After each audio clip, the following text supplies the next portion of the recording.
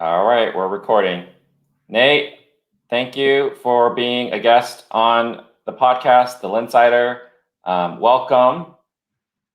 How are you Great to doing? see you. Great to see you. Happy to be back in California. Spent some time on the East Coast, so happy to be here for the summer. Yeah, and we are looking like having a pretty good summer so far. The days recently have been beautiful. Yeah, for sure. Well, thank you for taking the time to sit down with me and to chat.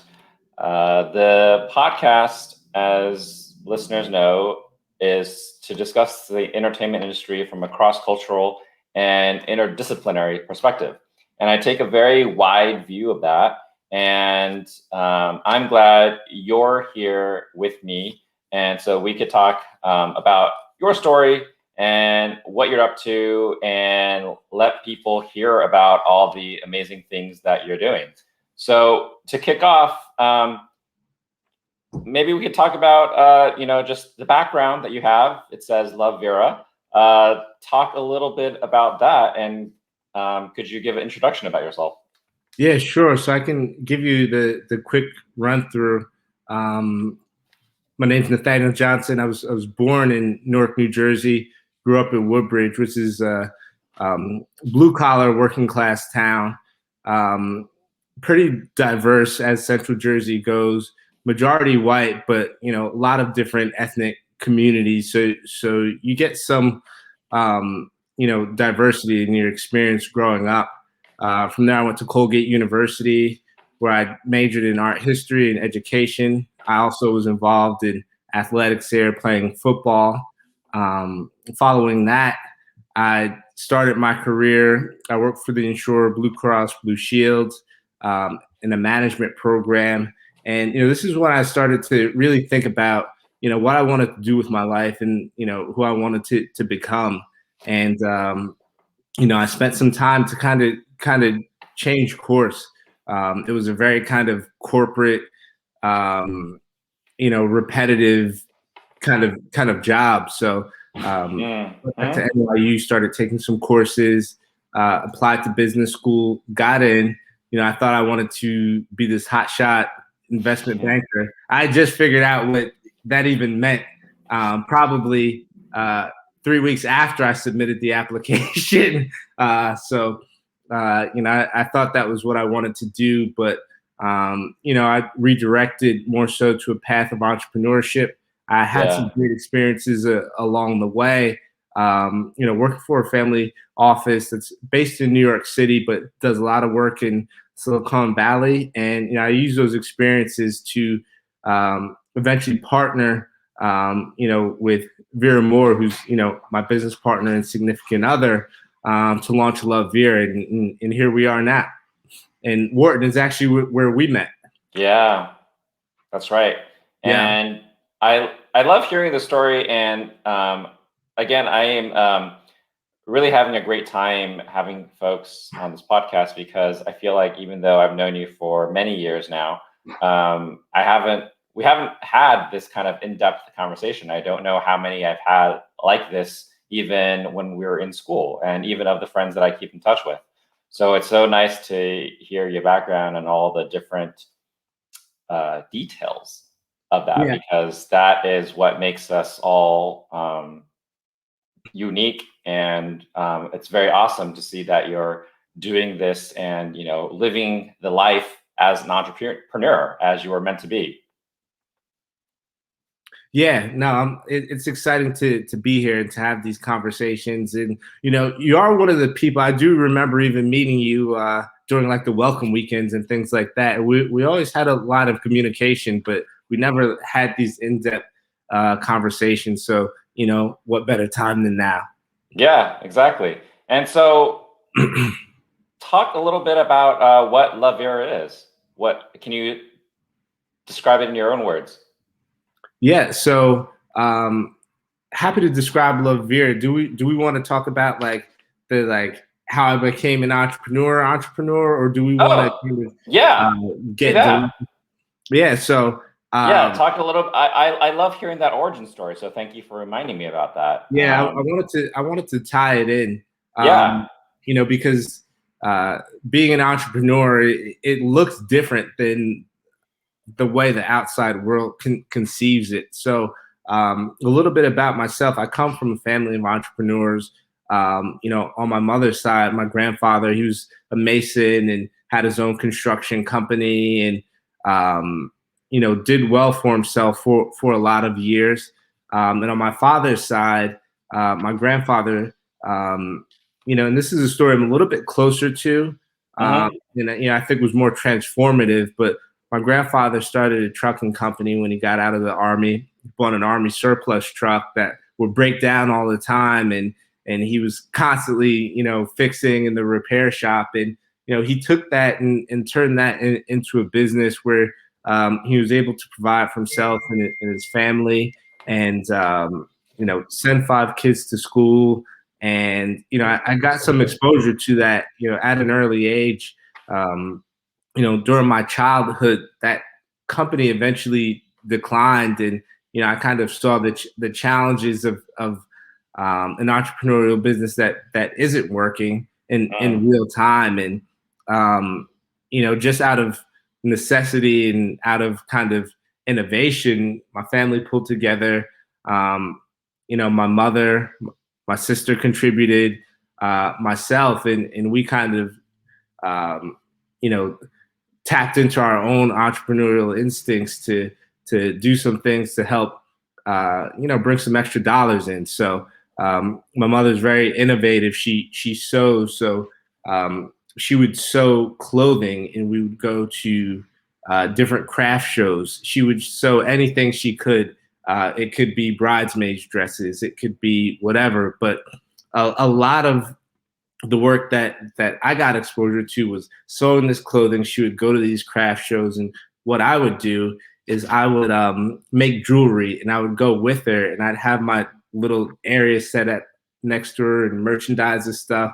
And we'd go on weekends, we'd sell this stuff and make extra money, and that would help out with groceries or whatever around the house. And also I got a little bit of the sales bug as well.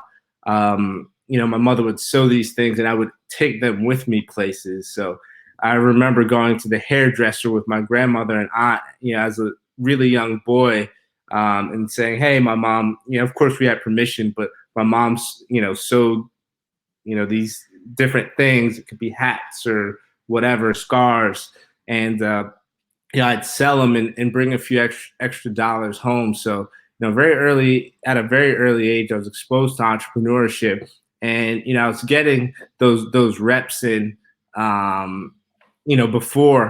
I went to business school. That's where I really kind of tapped into it. We also would have. I was telling you about this. We would have garage sales at my grandfather's house. Yeah. So you hear about Gary Vee kind of going to garage sales and flipping and all this kind of stuff. This is before Pawn Stars, all this kind of stuff. Yeah. So, we would go to garage sales in our town or wherever, really. And, we'd find stuff that we thought was of value, and, we would purchase it and then kind of bring it to our own garage sale, like illegal garage sale that we would set up every other day, and sell things. That's as entrepreneurial is what I'm doing now, and that's what really I think gave me the exposure, in the bones to say, all right, this is something that I can do, and this is something I have an appetite for. Yeah, thank you for sharing that. A few things that strike me as I hear that. One is just I appreciate how you have a willingness to share that story, because I think it's a beautiful journey as I hear it. And I really do think that it's a really great story about just life, about hardship, and then how there's ingenuity to overcome some hardships. And then there's this family, and then this bond together of working across. Like when you were a kid and you were doing this, like, how much did you, like, were there certain feelings, or how did you realize any of this as being entrepreneurial or like a business mindset? Is that how you wanted and discovered that you wanted to go to business school and things like that? No. So, during the time, and just to give context to any viewers, we're a working class family, like many families, and we always had a roof over our head. We always had food on the table, and the ingenuity that we displayed was just kind of who we are as people. We were always gonna find a way to put our best foot forward and provide for ourselves. And I actually really look back fondly on those times because I felt like I was doing something. Kids always want to feel like they're doing something. I got to spend time with my maternal grandfather that I didn't get to spend really otherwise. And, I enjoyed being creative, spending time with my mother. It was, all these things were great. Even, the time that I spent with, my father and grandfather going to the trucking company. I thought that was, I remember playing with the copy machine for hours. Because I thought it was the coolest thing in the world that I can draw something and put it down, and seeing all these things that they influence you, and they encourage you to step out on your own, even if you didn't have those aspirations or very consciously. It's actually funny how I ended up. Excuse me. So, all good. It's actually funny how I ended up applying to business school. So there are kind of two moments, and I'll try and give you enough color, but not drag it on.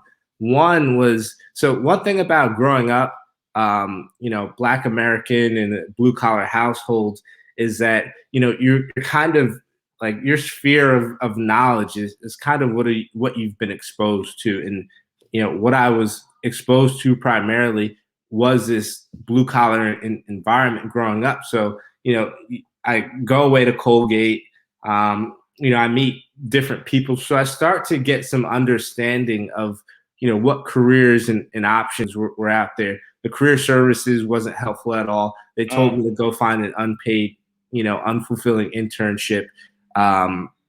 And, one major transformative moment was, family friend of mine, my aunt's friend, the Hills, guy's name's Dwayne Hill. He started a private equity fund, Black man, University of Chicago graduate. And we went to his house for a barbecue essentially. And I remember going to this mansion in Stamford, Connecticut, and I'm like, wow, people, Black people live like this. Right.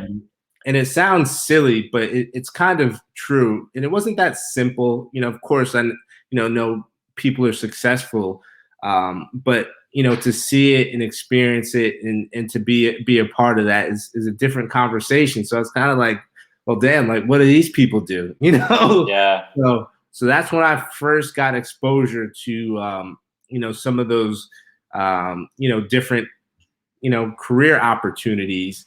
And so I would say that was one transformative moment, and another was I connected with a gentleman. He's still a mentor of mine. We actually missed the train together heading to New York from New Brunswick, New Jersey, and he was a VP at Goldman Sachs in the wealth management group, and he told me, stop hanging out, because I was going out and partying every weekend and doing that sort of thing. He's like, stop hanging out, take your GMATs, apply to business school, and I did that, and the rest is history. It was that random, but when somebody who knows more than me gives me good advice, I listen, and I would recommend that for for the viewers, for the listeners. we can't be experts in everything. When you have a chance to talk to an expert, that's really one of the things that's created so many opportunities for me is, being open-minded, listening, and understanding that there might be a better or different way to do things to reach your goals. For sure. Yeah, that is really powerful to even recognize that. That's a great insight because I think it's difficult to do that sometimes because you want to say, like, sometimes you're just stubborn or you have your own thoughts or, what is that?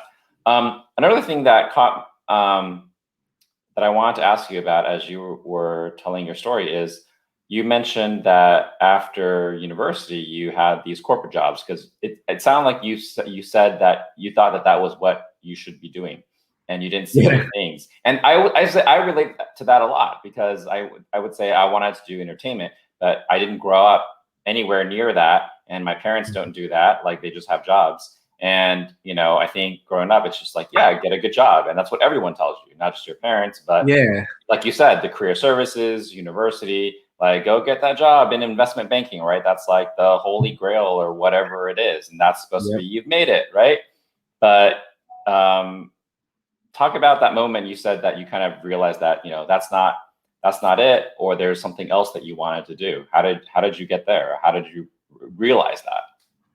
It was a really humbling summer, between year one and year two. So heading into business school, I had a fellowship with Bank of America Merrill Lynch, where I was sponsored. I was supposed to be, I was a part of this investment banking program that they had. I had all these candidates apply from all over the world, and you submit kind of your resume and your background, and you essentially pitch them on yourself. And I almost couldn't believe it because I got in third round. I didn't, I had a terrible time getting in, but made it through.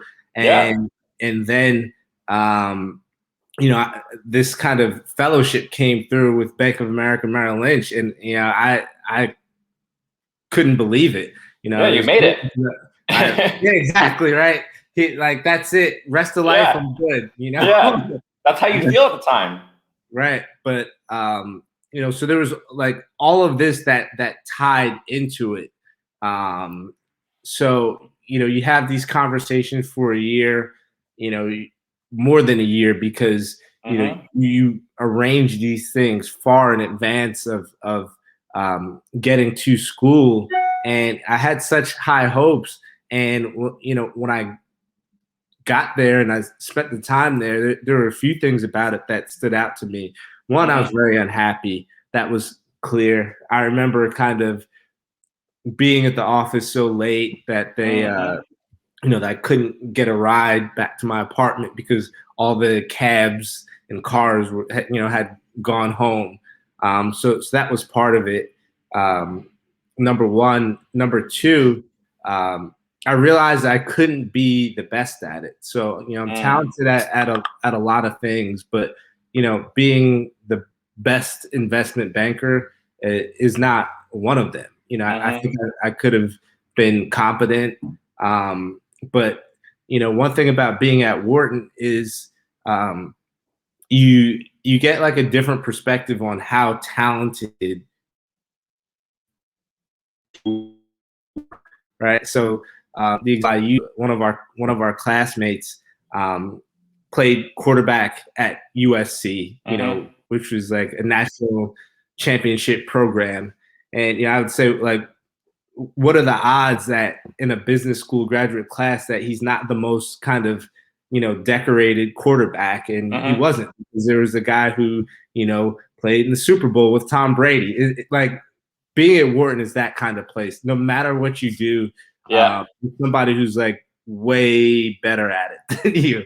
And that's not commentary on them playing football, but it's just commentary on how talented our peers were. And I realized that irrespective of my career path, that I'd have to be self-aware and choose something where I can excel if I wanted to perform at a high level. So, Mm. there's a lot of humility that came with that. Because it's embarrassing to say, all right, don't want to do this. Yeah. There's a lot of Humbling. self-awareness to realize, okay, like I'm really not that great at these things.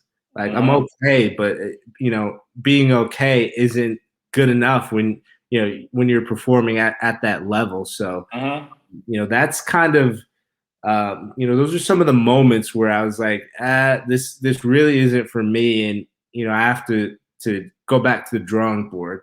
And I didn't have an alternative plan. I just knew Mm. that wasn't it. So, you know, anybody out there, if you're not sure about what to do and what you're doing isn't working, it doesn't mean keep do do what works for you, but doesn't mean keep doing what's not working. But it was very clear that it wasn't working for me, and it was just best to redirect my efforts at something that would be a better fit for myself and my life and future. Yeah. I think that's very humbling and Yeah, self-aware, like you said, because when you're in that environment, like you said, first of all, Wharton does have that caliber of talent, and then yeah, also you're also, whether it's at school or outside, when you have that position that you did in the internship, it's like you've made it, and everyone around you thinks that, and so to say that, oh, I'm not going to do that, that requires a lot, because a lot of guts, because there's a certain groupthink, right? Or just like yeah. everyone's going in that direction and you're gonna pivot, right? Right. Meanwhile, you're doing this, and this is why I said it was humbling in some ways, and your peers are crushing it. You know, Yeah, that too. yeah, That too. absolutely knocking it out the park. That too. All these different offers, companies bidding against each other, and Yeah. these kids are killing it, and you're like, Yeah. I don't know what I want to do. Yeah. Yeah. And you said something yesterday that really dawned on me, I think, made me think. And you said it was like we are all different, or what was the exact words that you used, but you said your idea was like you should celebrate your differences, don't strip that identity. And so I felt like what you said there kind of plays into like this realization that you have, that we don't all have to go in that same direction. We are different, and that's awesome too, Yeah, and you have to be aware of that difference. yeah, 100%. So, we spoke briefly yesterday, just in advance of the call, and especially in these trying times, just in terms of humanity, um, we grew up with this notion that um, you know, celebrating one another, being respectful of one another was to say, that we're all humans, we're all the same, and I have this theory that we're not the same. We're different people from different backgrounds, from whose ancestors are from different parts of the world. You have different cultures and customs, and I think what we should learn to do is acknowledge and celebrate those differences and respect those differences rather than trying to say you know everybody's the same, trying to think of human beings as one homogenous thing, because what I referenced was, stripping the identity, what makes us unique, what makes us special, what makes us excel at certain things, what motivates us, what are Mm, our values. All you can't force people from those things that are so core to their identity, and I think that ties into the conversation we just had, yeah. recognizing that okay, my path might look a little bit different because this is actually who I am. If I Hmm. go and try and be somebody else, it's not gonna I'm going to leave something on the table, right? To be the Yeah. best version of myself, I have to, acknowledge and celebrate and be okay with who that is. Yeah. And so after that experience that summer, how did you realize that wasn't it, but how did you figure out what you were supposed to do or what you wanted to do? Oh man, the same way, and you could see these things like you get reps in, right? Mm-hmm. I like exercising and playing sport. You get these reps in, so Yep. while I was at business school and immediately thereafter, I was able to connect with my former employer by doing Mm. side projects for him. Actually, starting while I was at business school. So Mm. his name's Rudy Thomas. He runs all of Andre Iguodala, the basketball players, like business. And at that time, Andre was playing for the 76ers, so everything was super local. And Mm-hmm. Oh, cool. I actually Yeah. connected with him through that same mentor who told me to stop hanging out and go to business school. So started doing side projects, and as his business kind of transformed into like more traditional business management and wealth management and that sort of deal into more of what he's doing now, um, he needed more hands to help, work on ad hoc projects and just, bring things together. And that's how I ended up working with him. I played my way on the team essentially. So, Oh, cool. I would go to school and hang out and do whatever, but I'd also find time to work on these projects. And it didn't start out as a full-time opportunity, just Yeah. because there wasn't sufficient kind of workload, or there wasn't that fit right away. Uh, Mm-hmm. I tried some other stuff in between. I won't go off in a tangent, but again, more failed ventures. Yeah. A couple different failed ventures, or efforts at, launching a grocery store that would be located in underserved areas. Mm-hmm. Also, a food concept that I tested out. I partnered with my cousin who's a chef. And again, like all these failed ventures, they're so random, but a part of the process. And it's like, I learned so much just picking up different things and actually transacting, making an investment, making a few dollars, and figuring out how to kind of turn that into something. So, um, Mm-hmm. I was making money doing the, like more formal kind of jobs and engagements, but I also was constantly trying to figure out what my thing was gonna be.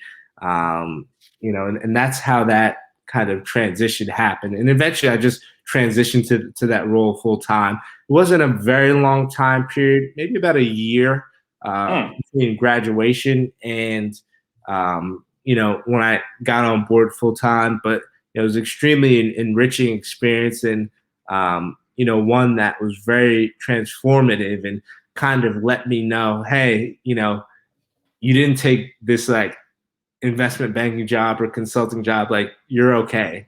Um, Yeah. you know. And what can tell us a little bit about the story now, that how did you get from there to where you are now? Yeah, so I took on a variety of different roles there. There was an experience there that was super transformative. Again, like part of getting these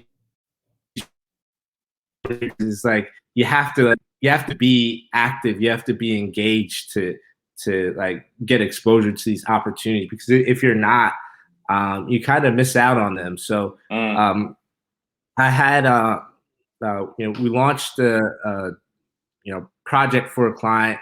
It was a men's big and tall clothing brand, and Mm-hmm. um, it was called Good Counsel. You could look it up. They're still around, and um, we had the opportunity. One of our advisors, informal, I believe, technically, it was Chris Birch, who was the co-founder of Tory Burch, and Mm. he was going over to China with some of his colleagues, some people on his team.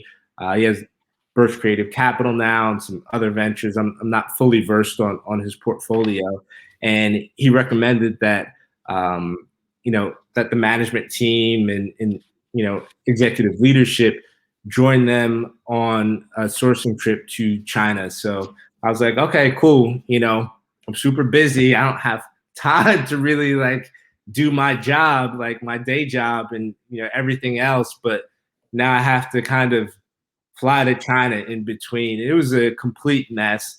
I was living in DC at the time, and all my like visa stuff was in New York. So I had to go to like from DC. I had stuff to do there. Early train to New York to like pick up my visa and do all this stuff, and then flew to Guangzhou from JFK. Mm-hmm. And it was kind of again, it was another transformative experience because you're on the other side of the world, and things are like very different, but they're very much the same. It's like the differences are very nuanced, right? Like so how people communicate and body language and things like that are different across different cultures, but it was largely the same. So that was kind of like my big picture takeaway from it. We went on this sourcing trip, and one night at dinner,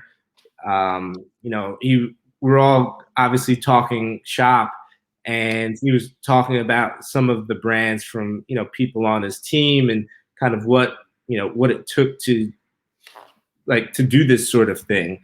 And he kind of broke it down pretty simply, but I mean, it really struck me. I was like, oh, wow, I think I could really do this. I'm not sure what's going to come of this venture, but, I believe this is something I could be good at. And it just so happened that, Vera, who I was dating at the time, she asked me, she was like, oh, I'm kind of interested in doing something. And I had seen her savvy, in getting to know her because she worked professionally as an accountant, but during tax time, she would pick up clients and do their taxes. And I saw how she marketed herself on social media. And I was like, oh, wow, like she's pretty talented. So when she, proposed doing something together, I was like, cool, like let's do it. We weren't sure what we were going to do, but I remember being in China, and after we were done with our work for the day, our team activities, I would go back to the convention center, and I would, go and meet and talk to all these other manufacturers, that were in different verticals. I talked to luggage manufacturers, home goods that people make sheets and robes and things like that, bags, leather, all these different people. We talked about doing mommy and me clothes, so many things. We're open-minded to what that was, but we knew that we wanted to do something different. And we kind of, I was always interested in this guy. I thought it was a great opportunity, but we ended up settling on lingerie because small, light, easy to ship, great margins. You have to buy a lot of it, but all of those things, and because you have to do that, there's some barriers to entry, and it's a little bit less fashion risk. As the kind of core items. So those are all things that were attractive. And, from the time we had that first conversation to when we actually launched was, between 5 and 6 months, pretty quick turnaround. Wow. From complete pie in the sky idea, let's do this, to we now have a store. And all those reps, of being at the garage sale, being at the craft shows, and trying to have a food pop up. All of those reps, kind of gave me the chops to help lead us from idea to actually launching, and Yeah. we launched Love Vera. In terms of coming up with the actual concept, there are a few contributing factors. I think that most viewers would be aware of the recurring fashion industry controversies where there are cultural offenses, appropriation, and even worse. And there Mm-hmm. were some that stood out in the news around that time. And I don't remember what the icing on the cake was, but there was a specific, we kicked around a few different ideas in terms of differentiation, but the real icing on the cake was one of the models that we're looking forward to working with was at a Miami swim week event, and uh, she was asked to leave along with the other Black models. And it was a brand who essentially communicated that they had fulfilled their quota of Black models and the rest of them could leave. This was in Cosmo and everything. It was picked up by a lot of like major news outlets for the scope of that like specific action. So we're like, all right, we haven't done this before. Let's create opportunities for people because I myself, Vera, we know what it feels like to be passed over. For opportunities that we believe we've either earned. We don't deserve anything, but when you Mm-hmm. feel like you earn something based on merit and you get passed over for it, Mm-hmm. we know that feeling. So we said, all right, let's create opportunities. We can hire all Black models. We can make that our point of differentiation. We can cater very specifically to this market because it's quite a large market. Yeah. In most industries, you can't be that specific and still reach a very, very broad target. But this is one of them. So that's that's how we settled on our mission. And it's been a process, finding different people to work with and engaging. But in the end, so many people that we've worked with are like, wow, I've had such a hard time kind of dealing with these brands or going to these photo shoots or those sorts of things. And to have like a safe space where you'll have a good known experience and be valued, respected, and treated fairly. That was just something that um, like we kind of take for granted, but we wanted to, we're not perfect in providing these opportunities, but we wanted to like be very earnest in doing those things. Things like paying people and paying people on time. Um, Mm-hmm. you know, uh, just like no bullying and Mm. getting them something to eat and being punctual. All those things are things that like are easy to take for granted when you're not in a position of actually being in that role of being a model or being a Mm. makeup artist or hairstylist, or whatever it is, being a photographer.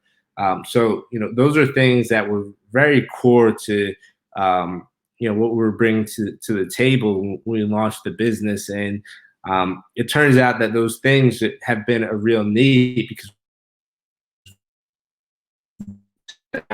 amazing talent and with some of the best people in the industry, by creating opportunities, for people from diverse backgrounds in our approach.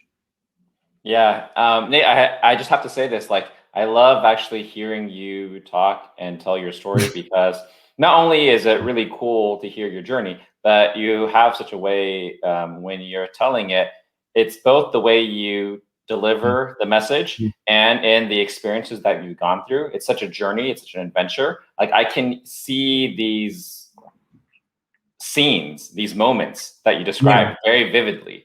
It's really interesting. And for me also, like you have like this art and a craft to what you're doing, because I remember when I reached out to you first, like after a long time of not connecting, is because I saw you were posting stuff like on social media, and I was like, what is this really eye-catching and amazing thing? Because like from the logo and what you're doing, I can tell that it's full of love, right? Like you have this Oh heart yeah. and it's playful. And then when you look at the images that you have, it's so different, and it's both vulnerable but powerful. Yeah. And there's so much, and that's why it feels like to me like you've put thought, and whether it's just natural or you've really strategized about it, it's just really refreshing to see the images and the way that you're going about this. Oh no, I appreciate that. I will say I love what I do, and you've heard of like that 10,000 hours rule, and it's like because I've Sure. spent all of these years and hours studying business, studying and living entrepreneurship, and even a lot of time managing people now. It's these are things that I won't say they come natural to me, but they're things I truly enjoy and have been just part of the fabric of who I am. And again, kind of tapping into those differences, tapping into that authenticity has created these opportunities for me, to live a life that is exciting. It's thrilling, challenging, certainly, but I really love love working with Vera. I love working with the team, and I think we're doing something special and want to continue to build on that. Yeah, and I loved also like what you were saying earlier, about just some of the things that you do that are. It feels like there's a certain value or ethos that you see that was lacking in the industry, and then now this is your opportunity that you take in, not as a way to just complain about what was going on. We're like, let's do it differently and celebrate this stuff, right, and make it right. Yeah. Yes. Yes. Certainly. And I mean, to anybody who's out there listening, one thing about whatever your interests are, these markets, I think sometimes we don't give enough credit to how big some of these markets are for whatever you're interested in, right? So, if you're interested in, I'm trying to think of something random. If you're interested in plants, like a zillion people in the world love plants, or even if you're something as specific as cacti, right? If you're into that, you can create a whole business and fan page and community around people who are also into something as random as that. So, whatever it is that's kind of true and authentic to you, I think that if you find ways to embrace it, it can be very fulfilling. One thing that's been a little bit challenging about that is, you and I know each other, right? But when it's some of that communication and branding with people who don't know you, right? People who go to the website and they say, okay, well, it's only Black models, or it's only whatever. And it's like, is this for me? Is this something that's, they don't have any context. So there's been some work around crafting the messaging to, let people know that we are inclusive from different backgrounds and all that good stuff. But this is more so born out of being focused in our execution of providing these opportunities, right? I think focus achieves results. It's hard to do anything well, run a business or whatever. But by being focused, it not only creates these opportunities, but it calls attention to the actual skill of of the team that we work with, hopefully the skill of myself and Vera as business people, Mm-hmm. and those involved, because I think there's been this narrative, um, that Black women are a sought after standard of beauty, and Mm. plus size women should be put in this box and not celebrated in the same fashion as just any other women. And, women in general, irrespective of category, deserve to be acknowledged and seen in this space. And that's very much what we set out to do. And, we obviously can't take all of the credit, but the work that we've done certainly has inspired, we'll say loosely, those in the industry to really reevaluate the models that they use, Yeah.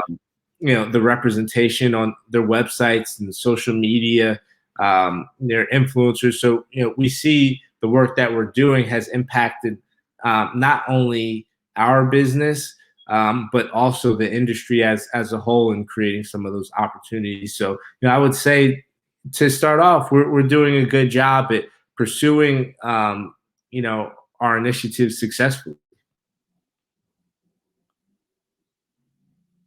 Yeah, for sure. And one of the other things, like what you were just talking about with your models and with what you're doing and how you're showing it, one thing I noticed too, and I'm going to link to your website, and so people can check it out, and your social media accounts, is that I feel in the mainstream media, in advertising, and in these big companies, these corporates that we talk about, they have a certain, like if you're talking about like fashion or what you're doing with lingerie or intimates, they have a certain standard of beauty, Yeah. like what you said, like whether it's skin color or whatever, or even size. And what I noticed, picked up right away, is that the way you guys go about showing beauty and showing your fashion and showing the lingerie, it's almost like it's there's a lot of power, because you're saying that everyone is beautiful, Yeah. right, 100%. in their way. And I think that's like very difficult to achieve. And how were you able to do that? And what was the thinking process to yeah, like how did you do that? Because it's so easy to talk about, but other brands, like you see big brands, no one's really doing it. So how did you get that confidence, or how did you arrive at the way to show that? Yeah, so there were a few eye-opening moments throughout the process. Um, when we first launched, we didn't have plus size because we couldn't source plus size, and we were just trying to create a website and sell some stuff. And we're Yeah. like, we don't even know if we can do that, right? So we did it, all right, and we're like getting tons of feedback, but there's no plus size, and Mm. rather than being, I think this is something that a lot of founders struggle with.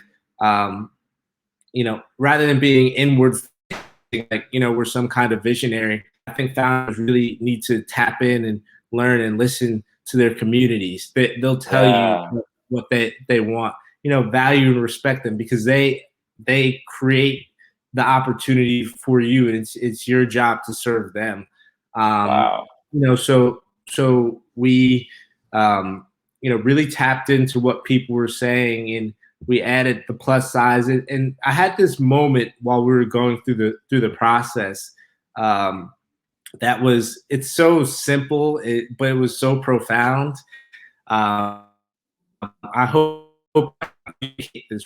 So when we do these shoots, you have different photographers, different videographers. So you might have, um, uh, photographer and a videographer who are capturing content throughout the entirety of the Hmm. shoot, right? And then you'll have a photo editor who helps with certain things. So we would get this content back from the shoot, and let's say there's a specific shot that's like amazing shot, the photographer loves it, the videographer loves it, because sometimes one of our videographers that we work with take pictures as well. That's how talented these guys are. And again, guys who are like not getting opportunities, so they're like, yeah, of course I'll work. And they're amazing. And then this photo editor. So these are people from different ethnic backgrounds, and you take the same photo and you get it edited by 3 different people, and you have 3 different photos, right? And it's not so, when I say edited, we're not talking about like fixing body parts, stuff like that, because that's not like what we're about.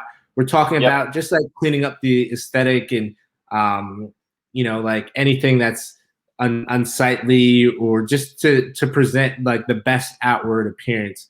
And you get 3 different pictures from it. And you're like, oh, wow. Like people like literally see beauty differently, right? So, you see it in the complexion, or which photos people like, or whatever it is. And what I think that really opened my eyes to in approaching this is that whatever that favorite money shot picture is that like really gets somebody excited, or that look that really gets somebody excited, it's going to be like a little bit different for for each person, based on how they see the world, and how they see themselves, how they were brought up. I don't know how it works, like the psychology behind it, but that's been very focal to saying, all right, let's do our best to work with different types of models with different body shapes and different different ways of presenting themselves, different complexions, different ways that they do their hair, and all of the above. So that really is the core to like being so earnest about checking those different boxes. It's funny because we have these big photo shoots, we have all these models, and work with a pretty wide assortment of models and influencers, but we still get a hard time sometimes about like, oh, there's not this or that. But I'm hoping that people continue to diversify our efforts, and that people get the spirit of what we're doing, in trying to be inclusive, and trying to give that opportunity for women who look different to be seen. Yeah. It's so cool that you discovered that by listening to your community, and your community continues to tell you what they want more of, right? And then you just realize that, well, what you're saying is really powerful, because for so long, companies out there haven't been listening to the communities, right? And so when you listen to them, you realize it's not just a nice thing, right? It's not just something about representation. It's also like you can make money from this. It's good business. So like figure that out. And then one thing that I think you were alluding to is also like, now that you've shown that this is possible, like now you've created something in the industry, and then now people are kind of like raising their heads and realizing there's this market there that they weren't paying attention to. Yeah, 100%. And you can see it. You can see it on billboards on the street. Some of that inspiration. Our thing is like, we obviously didn't invent this. I don't profess to that, but I think we made it cooler. At least had a hand in making it cooler. And is the group. We find these like the perfect kind of location at each of our shoots, where we want to get everybody together and essentially show them in the same outfit, or show them in unison posing with some kind of theme. And that's been core to like our mission and our brand identities is executing that and allowing people to to consume it and engage with it and talk about it. Yeah. And what are your, you mentioned some of your challenges, and you've been doing this for a couple of years. What are your kind of thoughts for the future? Like, where do you want to take this? Yeah, that's a good question.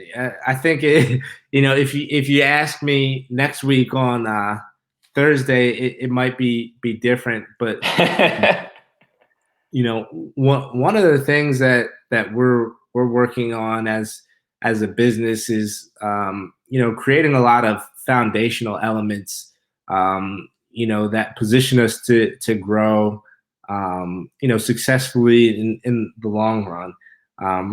To give the viewer some context, we're a self-funded business, so Yeah. Vera and I own 100% of the business, which is an anomaly for a business of our size. We're not huge, but we're bigger than nothing. And our ability to go out and raise capital, right? So it's something that we're aware that we can do, but in creating, in executing a mission-based business, we want to be sure that we're able to keep the integrity of how we deliver our product and the offering, and we want to keep the core of our identity very central to the work that we're doing. So that's one piece of it. The second piece is when you start taking outside money, all that's well and good, but you have to execute at an extremely high level. And as a company, we certainly do perform at a very high level, but I think we need to improve some things if we're going to take on investors and do that sort of thing. And maybe I'm right, maybe I'm wrong, but I think that goes back to being self-aware and understanding kind of the trade-offs, and being able to make decisions that in earnest. Again, I feel like all the press headlines and being in Business Week and that sort of thing, I think those are so kind of alluring to people, where it's like, oh, I can go out and get all this money and do this thing. But at that point, it's a different type of business. And I think there's merit to both. There's a place for both. It's important for you to understand which one you want to be. They're not mutually exclusive, and you can change your mind down the line. But when you're taking on outside investment, there's a different tone and approach to the business that you should be cognizant of as you get into that sort of commitment, which is quite serious. You're taking other people's hard-earned money. In terms of the future, like the first thing I think of is really kind of building out the ecosystem for us, right? So like, I'm more experienced in entrepreneurship than kind of, I guess most people at this stage for this type of business. I want to continue to find new talented people to work with, to fill different roles in the business. We have fantastic people that we work with, internally with our marketing and service and our fulfillment and just different parts of the business. And we need more talent. So we'll be continuing to hire and work with and grow in that way. And 6 months down the line, we'll reevaluate. A year down the line, we'll reevaluate and see where we're going to take it. We're going to be introducing new categories. One thing about lingerie, especially what we sell some special occasion items and some more everyday items, but Some of the stuff is quite specific, right? Like if you're not into it, you're not into it, which is fine. But we started with lingerie because it has a great aesthetic in a social media world. You're able to create this imagery that's quite captivating. Whereas other categories are more commonplace and less so. So we're expanding to loungewear, which is something that again majority of the world consumes, and we have some brand equity behind that. We're also going to expand into resort wear, so we're excited about that. And who knows? Sky's the limit. There are other related categories like athleisure and things like that we could dabble in sometime in the future. But we have to kind of figure out a way to do that makes sense for the brand and our community, and it doesn't kind of dilute the vision and focus of in spirit of what we're doing. So and we have big plans for the future. We love what we're doing, and we want to take this thing to new heights like anybody else. It's been really challenging doing this during the pandemic. Right? So you start a business. If I can go off on a quick tangent, hopefully it's it gives people context into like the perils of entrepreneurship.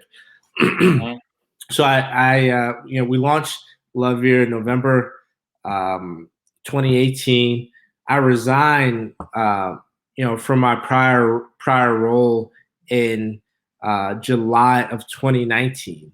So I'm like completely burnt out. I was running Love Vera with Vera along with like several other kind of ventures I had going on, in professional roles. And I was just kind of like burnt out. I needed a break. So I was like, I'm going to take 6 months off, work on Love Vera because, this is fun. I enjoy it. And then I'm going to, get back in the job market and see what's out there. I even applied to some jobs last year as we were kind of figuring things out. And it was like, okay, like those months I took off were great, where I traveled a little bit, I relaxed, I had so much just, free time and enjoyment to, kind of like work on the business, but also really be intentional about just doing the things I wanted to do. And then like we were in a pandemic. So I'm like, all right, like I guess I need to figure this out, find a job during a pandemic. And I was like, while I'm doing this, let me just like try and like do as much as I can with Love Vera and get it in a better place. And I'd say March last year was when April last year was when we first started to get some traction. But I'm like, oh wow, I think like we're finding some things that are working. So we we started to grow our following and our sales increased, and then all of a sudden everybody was in front of a screen at home, and like we shot up like crazy. And being thoughtful about the things that they were wearing at home, and business took off, and we used that momentum to really kind of catapult us to the next level from like nothing startup to like still nothing startup, but at least with some followers. So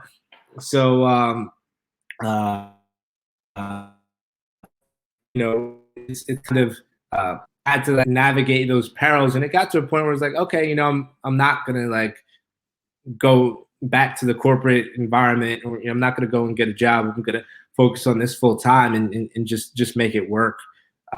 So yeah, that's like how we've ended up to this point where we are now, and improving things throughout. And during that time, we're able to find excellent manufacturing, some of the best in the world. To like shore up our team. We actually shortly before that we changed 3PLs, which was a nightmare. 3PLs, a third-party logistics company that does your like picking and packing and shipping and those sorts of things. So that's very much what our journeys looked like. And now it's kind of like that next phase of figuring things out.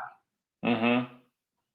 Yeah, I appreciate you walking through that, because that is, when you look at it and people just see you from the outside, it's like, oh, success, success, success. Like everything looks great. Right. And then like what you just said is like, that's the day-to-day reality. Like one day to Yeah. the next might be high and low, right? And just that perseverance. I appreciate Yeah. how you said that, because I think you also very much vocalize that you both have very grounded day-to-day expectations, but on the big scale, like you use the word like ecosystem, like Oh building. yeah. That's awesome to hear, because you can definitely see how in success, like there's so much to do, because there's so much of the community that's underserved.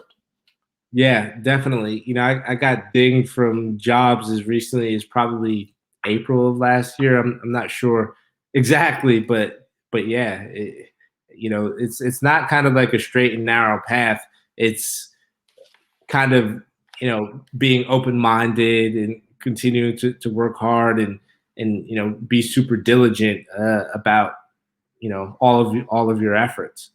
Yeah. And in some of the you talked about the social media and the marketing that you did, in like the images and in the way that you thought about putting that together, or the photographers that you choose, like how did you come up with that brand and with that style? Because it seems like it is very specific. Is any of that from, you mentioned you have an art history background? You know, the best thing that I would say in reference to that is again it goes into thinking about your community more so than like your own kind of Mm, aesthetic and look and feel. And Vera, she's been very focal to choosing our models, finding our photographers, designing the different styles and looks that we carry.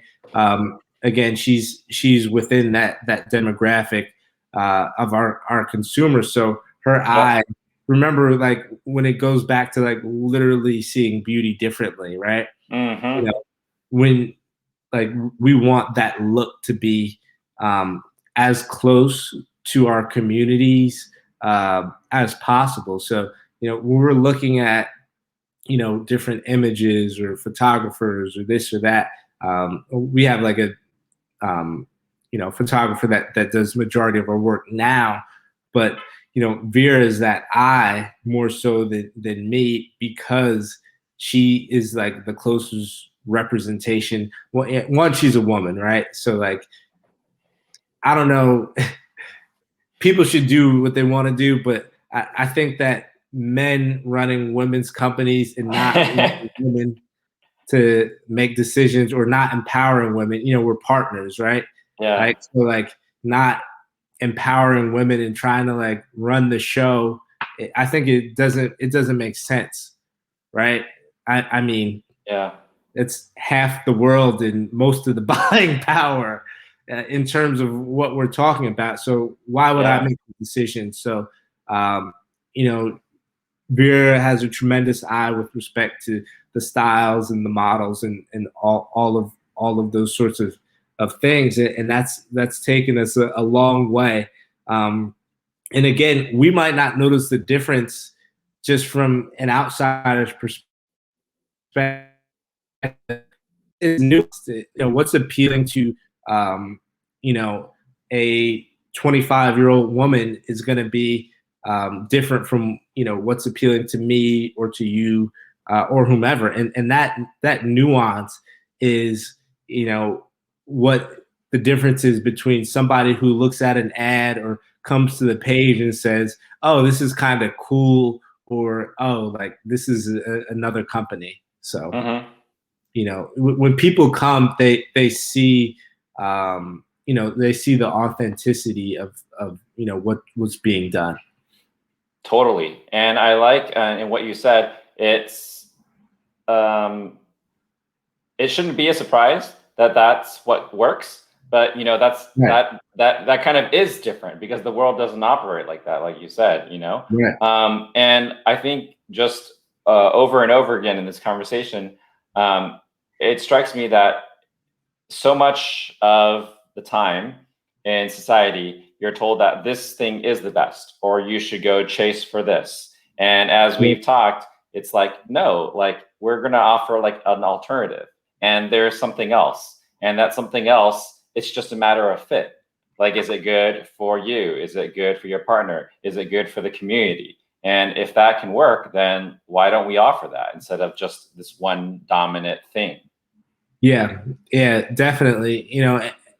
Any entrepreneur, I think that you have to be able to think outside the box. You don't have to Mm-hmm. reinvent the wheel, but in order to achieve, this sounds like a saying or something, but in order to like achieve unconventional results, like you have to break convention. You have to do stuff that's different, because you just don't know what you don't know. Like if Mm-hmm. you follow kind of the industry norms and the industry standards, you're gonna get probably like a similar kind of result, but actually worse because you don't have the brand equity, you don't have the buying power and the resources and the money and the The market. investors, yeah. Exactly. If you don't have that and you try and do what the people who have that are doing, they're going to knock you out the park every single Hmm. time. So you have to be a little bit innovative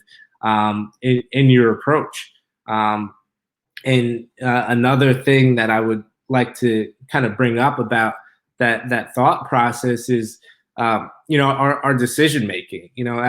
As entrepreneurs or whatever it is in your life where you're making decisions.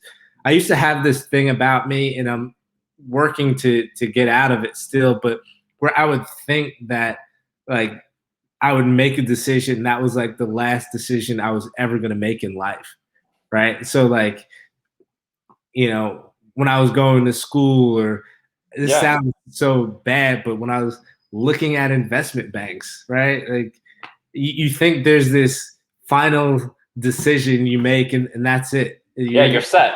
If I Yeah, can get that, we're right. good. I've made it. Exactly, and it just doesn't work like that. So make decisions as an entrepreneur. Think of things as an entrepreneur in things that are kind of um, can be changed or undone, and things that are kind of more of consequence. Most decisions you make from day to day, they're not existential and that sort of thing. If we used all black models and people hated it, or it was a dumb idea or whatever, we could have changed it and nobody would know, right? Hmm. If we sold a different product, or if we used a different photographer, or whatever it is, these things aren't permanent, Yeah. most of them, and most of them can be undone pretty easily. So as entrepreneurs, um, try different things. If they don't work, go back to what you're doing, or try something different. Don't put so much weight on yourself to like solve it all in that moment. And I really love your philosophy and just the way you go about things, because as I asked you some of these questions, you could have easily begun like, yeah, we created this, or I created this, Yeah. or we had this breakthrough. And what I hear from you over and over again is like, you're not reinventing the wheel, but you're Yep. seeing that there's an opportunity, some community that's not being served, a way to do things that's not just the norm or the thing that everyone does over and over again. And let's just try it. Like you're like, you're not sure if that's going to work, but let's try it. And if it fails, you learn and you Yep. iterate and you just execute. You just do and you try, and you're living and you're working. And like it's working for you, and that's great. And that is one of the reasons why I wanted to start this podcast and get folks like you out there, because I think there is like this dominant narrative that's out there that's just like it's not working. It doesn't work for everyone.